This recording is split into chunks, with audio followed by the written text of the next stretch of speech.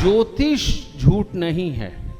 ज्योतिष को समझाने वाले गुरुओं में कमी आ गई। हर जगह पर कोई भी ग्रह बदल सकता है। अगर हमेशा के लिए एक ही ग्रह एक ही स्थान पर विराजमान होना होता तो हर इंसान एक जैसा होता। बुध के दायरे में ही बाकी के सारे ग्रह चलते हैं, चाहे छाया ग्रह चाहे जन्म ग्रह। जहां ग्रह बैठा हुआ है उसका फल नहीं दिखाई दे रहा है तो आप उस ग्रह की एक घर की आगे की एक घर पीछे की प्रेडिक्शन करके देखिए। जब हम पैदा होते हैं आकाश मंडल के अंदर जो जो ग्रह आगे होते हैं उन सब की जो किरणें धरती पर पड़ती हैं, उनकी जो ताकत धरती पे आई होती है वो हमारे शरीर में समाहित हो जाती है। और वो पूरा ब्रह्मांड जो ग्रह आगे थे वो और प्लस जो ग्रह पीछे थे, ये सारे का सारा ब्रह्मांड हमारे दिमाग में क्रिएट हो जाता है। इसीलिए लाल किताब के अंदर एक हिस्सा आता है जिसको कहा जाता है दिमागी खाने, यानी कि दिमाग के भी अलग अलग खाने हैं और वहां पर कौन सा ग्रह विराजमान है ये हमेशा के लिए कोई एक ग्रह नहीं विराजमान होता। हर जगह पर कोई भी ग्रह बदल सकता है। अगर हमेशा के लिए एक ही ग्रह एक ही स्थान पर विराजमान होना होता तो हर इंसान एक जैसा होता। लेकिन ये तो पल पल दुनिया बदल रही है। हर एक पल के बाद क्या जुड़वा बच्चे पैदा होते हैं। अगर 1 मिनट के फर्क पे 30 सेकंड के फर्क पे भी पैदा हो जाए तो दोनों में कुछ ना कुछ अंतर जरूर होता है। जब भी कभी कोई बात होती है कि किसी भी बच्चे को क्या बनाना है, किसी भी बच्चे को क्या बनाना है, क्योंकि पैदा होते ही बच्चे के माँ बाप के सपने शुरू हो जाते हैं। डॉक्टर बाप कहता है मैं इसे डॉक्टर बनाऊंगा, इंजीनियर बाप कहता है मैं इसे इंजीनियर बनाऊंगा, फौजी बाप कहता है मैं इसे फौजी बनाऊंगा। लेकिन एक बात भूल जाते हैं कि जिस वक्त बाप पैदा हुआ था वो ग्रह नक्षत्र बच्चा नहीं लेके पैदा हुआ। उस वक्त के ग्रह नक्षत्र ने उसे जो बना दिया जरूरी नहीं बच्चा वही बन पाए। हमें वहां पर एक चीज का पहले निर्धारण करना पड़ेगा और जो पैदा होते ही करना होता है। सबसे पहला निर्धारण होता है कि जन्म कुंडली के अंदर बुध कैसा है, क्योंकि बिना बुध के ना इंसान की नसें, ना इंसान का दिमाग, ना इंसान की विद्या, ना यादाश्त कुछ भी काम की नहीं होती अगर बुध कहीं खराब हो।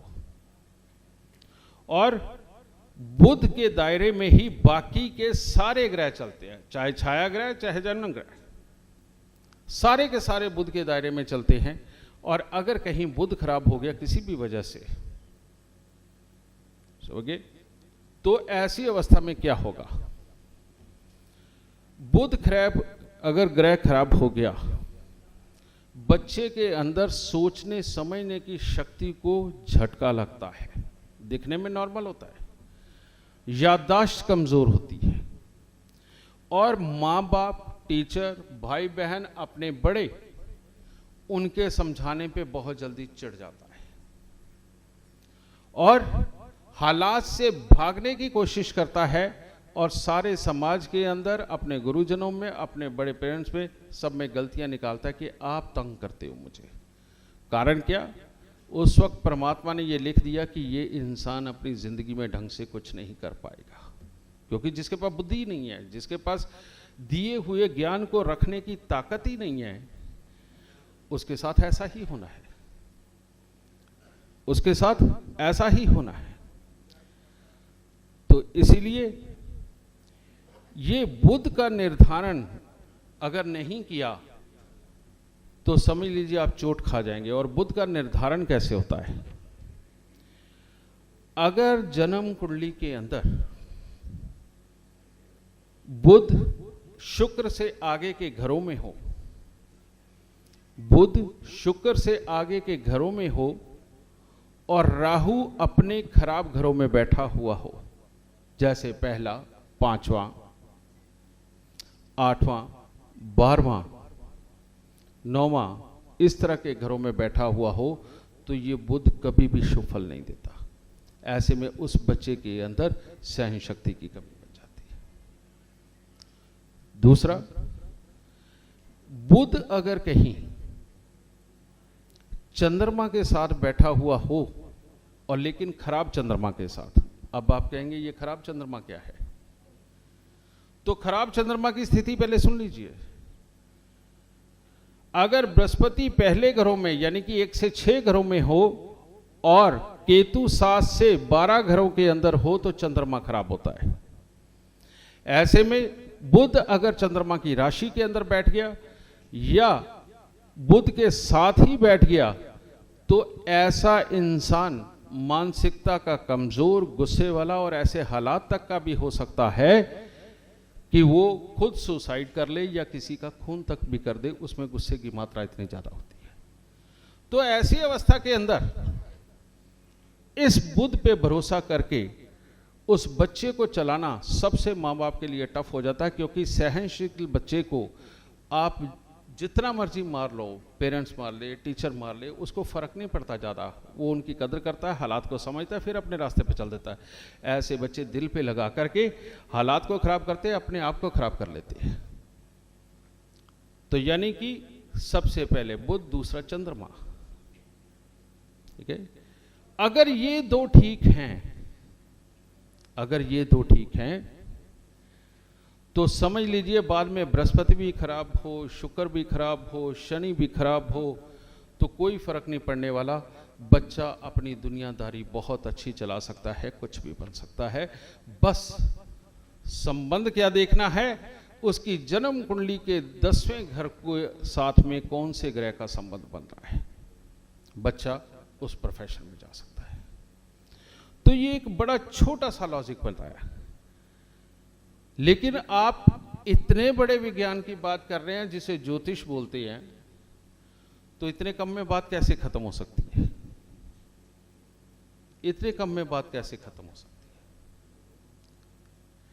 है? यहां पर हमारी जो पहली पद्धतियां रही हैं, पराशर भी कहते हैं, लाल किताब भी है, केपी भी है, सब कुछ है। इसके अंदर हम यही चीज देखते हैं कि कौन सा ग्रह किस घर में बैठा हुआ है या कौन सा ग्रह किस घर के साथ संबंध रखता है, ठीक है। लेकिन अगर ये इतना ही बड़ा सच है तो हम आधी से ज्यादा दुनिया को मनाने के अंदर कामयाब क्यों नहीं हो पा रहे कि ये दुनिया की सबसे बड़ी साइंस है? तो हम आधी से ज्यादा दुनिया को मनाने में क्यों नहीं कामयाब हो पा रहे? उसका कारण है कि ज्योतिष झूठ नहीं है। ज्योतिष को समझाने वाले गुरुओं में कमी आ गई, कहने का मतलब गुरु कम हो गए, और जो आधे अधूरे सीख करके आगे समझा रहे हैं उनकी भीड़ ज्यादा हो गई। तो अब ज्योतिषी तो हैं लेकिन ज्योतिष में थोड़ी कमी रह गई, ज्योतिष में थोड़ी कमी रह गई। तो उसके पीछे कारण क्या है? कारण यह है कि ग्रह, नक्षत्र, डिग्री,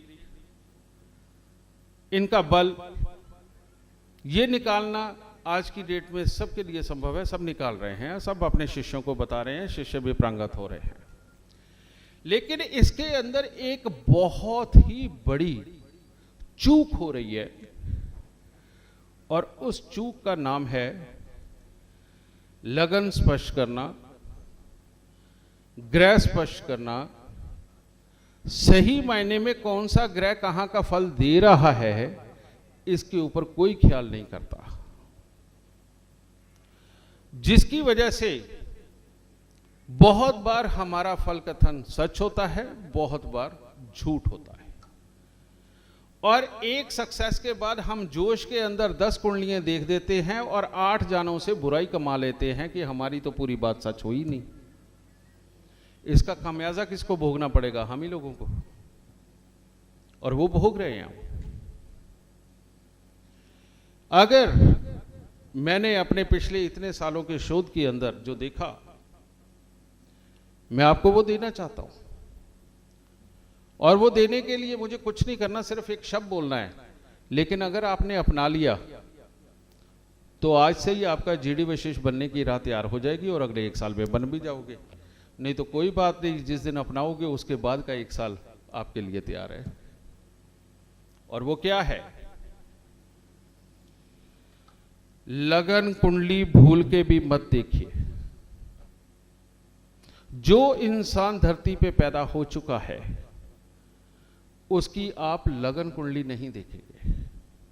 आप उसकी चलित कुंडली देख लीजिए, आप उसकी कस्ब कुंडली देख लीजिए, आपको फलों के अंदर सटीकता वहीं से मिलनी शुरू हो जाएगी।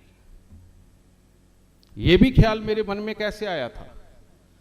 लाल किताब के अंदर साफ तौर पे लिखा गया था कि अगर आपको जहां ग्रह बैठा हुआ है उसका फल नहीं दिखाई दे रहा है तो आप उस ग्रह की एक घर की आगे की एक घर पीछे की प्रेडिक्शन करके देखिए, और वहां से जब आदमी सामने वाला क्लाइंट बोलेगा कि हां मेरे साथ यही है, उस ग्रह को आप उसी घर में जाने। ठीक है? तो यहां पर खेल क्या होता है? वही 5 डिग्री का खेल, 3-5 डिग्री का खेल, कि जब हम ग्रह को कहीं पीछे रख देते हैं, कहीं आगे ले जाते हैं, तो बस वो 3-5 डिग्री को जब आपने पकड़ना शुरू कर दिया ना, उसी दिन से संपूर्णता की तरफ बढ़ने के लिए आपके रास्ते खुल जाएंगे, उसी दिन से। तो एक बार आप मेरा कहना मान के देखिएगा, और अपने बच्चों की जन्म कुंडलियां देखते हुए आप जिस संशय में रहे हैं, मेरे को पूरी उम्मीद है कि आपके वो संशय दूर होंगे और आप अपने बच्चों के सही मायने में जो भविष्य से संबंधित जवाब निकालना चाहते हैं, आपको वो जवाब मिलने शुरू हो जाएंगे।